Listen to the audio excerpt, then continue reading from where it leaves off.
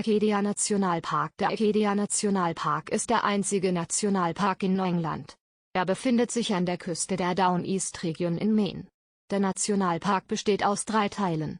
Der größte Teil befindet sich auf Mount Desert Island mit dem Hauptort Bar Harbor, westlich davon ist ein Großteil der Isle Haut Teil des Nationalparks und im Osten ist der südliche Teil der Schoodic Halbinsel der kleinste Teil.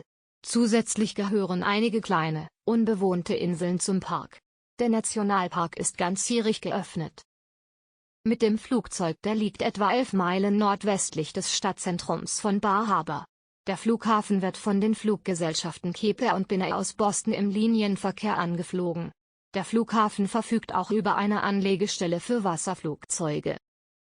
Mit dem Auto den Nationalpark erreicht man über den US Highway 1 in Elvers, biegt man nach Südosten auf dem Highway 3 ein und erreicht den Eingang des Parks nach 23 Meilen, ungefähr 25 Minuten, Fahrt. Gebührenpermits für das Betreten des Nationalparks wird Eintritt erhoben. Er beträgt für Privat-Pkw mit bis zu 15 Insassen $20 und für Motorräder, Radfahrer und Fußgänger $5. Mit Entrichten des Eintrittspreises kann der Park an 7 aufeinanderfolgenden Tagen besucht werden. Ein Jahresspaß kostet $40. Der Inter-Agency Pass, ebenfalls für ein Jahr gültig, kostet $80. Für Kinder und Jugendliche unter 15 Jahren ist der Eintritt in den Nationalpark frei. Sehenswürdigkeiten. Der Cadillac Mountain ist die höchste Erhebung des Nationalparks mit Blick über die Ostküste.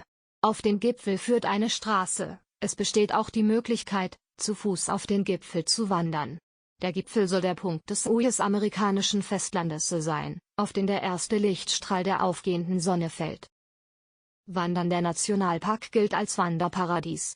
Es gibt mehr als 125 Meilen Wanderwege, die meist als Rundwanderwege angelegt sind, aber auch miteinander zu Mehrtageswanderungen verbunden werden können.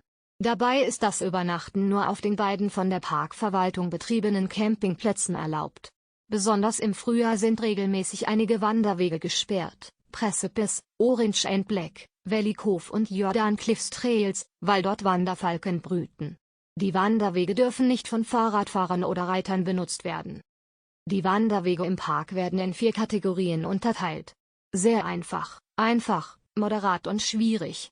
Einfach bedeutet unebener Untergrund, aber meist eben. Moderat heißt, der Weg führt über einige steile Passagen, ist aber meist eben. Schwierig bedeutet, dass der Weg steile Anstiege bewältigt und häufig lange bergauf führt. Zu den beliebtesten Wanderwegen gehören der Precipice Trail und der Beehive Trail. Der Precipice Trail beginnt am gleichnamigen Parkplatz auf 36 Meter Höhe und führt auf den 322 Metern hohen Camp-Lean Mountain. Schwindelfreiheit und Trittsicherheit sind ebenso wie körperliche Fitness unbedingte Voraussetzung für die Wanderung. Bei Regen und schlechter Sicht sollte auf die Wanderung verzichtet werden. Der Weg führt zunächst durch lichten Wald gemächlich bergan. Nach ungefähr 300 Metern erreicht der Wanderer die ersten Eisensprossen an einem großen Felsblock. Obwohl es nur 3 sind, benötigt man sehr viel Kraft, da die Sprossen ungefähr 1 Meter voneinander entfernt sind. Ist dieses Hindernis überwunden, führt der Weg steil durch ein Geröllfeld aus großen Felsen bergan. Nach ungefähr 650 Metern erreicht man die Abzweigung des Orange und Black Trails. Der Precipice führt nach links. Auf 800 Metern überwindet er 213 Höhenmeter, häufig über Eisensprossen und Leitern. Zur Sicherung des Wanderers sind immer wieder Handläufe angebracht. Der Weg ist an einigen Stellen nur wenige Fuß breit schmal. Vom Gipfel hat man einen herrlichen Blick über die Ostküste Mt. Desert Islands bis zur Schoodic Halbinsel. Von einer Rückkehr über den gleichen Weg wird ausdrücklich abgeraten. Für die Rückkehr oder eine Erweiterung stehen mehrere leichtere Möglichkeiten zur Verfügung. Der Beehive Trail beginnt an der Rundstraße gegenüber dem Parkplatz Sand Beach auf 18 Meter Höhe und führt auf den 158 Metern hohen Hügel der Beehive. Schwindelfreiheit und Trittsicherheit sind ebenso wie körperliche Fitness unbedingte Voraussetzung für die Wanderung. Bei Regen und schlechter Sicht sollte auf die Wanderung verzichtet werden. Der Weg führt zunächst durch lichten Wald entlang eines Baches mit sehr groben Kieseln gemächlich bergan. Nach ungefähr 300 Metern erreicht der Wanderer eine große Felsplatte. Der Weg biegt hier nach rechts ab. Nun geht es die nächsten 300 Meter ungefähr 110 Höhenmeter über Leitern und Eisensprossen und teilweise nur 2 Fuß breit schmalen Felsbänder zum Gipfel. Immer wieder bieten sich dem Wanderer grandiose Ausblicke.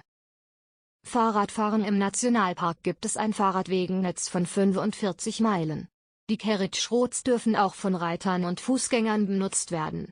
Zusätzlich kann die Park Loop Road von Fahrradfahrern benutzt werden. Mit dem Auto auf Mount Desert Island führt eine 27 Meilen lange Parkstraße, teilweise als Einbahnstraße angelegt, als Rundkurs an allen wichtigen Sehenswürdigkeiten des Parks vorbei. Die anderen Teile des Nationalparks auf der Insel können auf öffentlichen Straßen erreicht werden. Der Teil des Nationalparks auf der Schoodic Halbinsel kann über die Staatsstraße 186 erreicht werden. Durch den Park führt die Moor Road.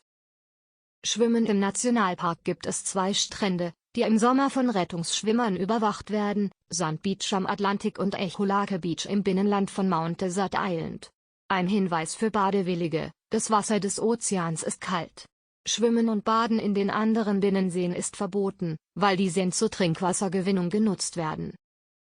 Unterkünfte in allen Preislagen gibt es in allen Ortschaften an den Grenzen des Nationalparks.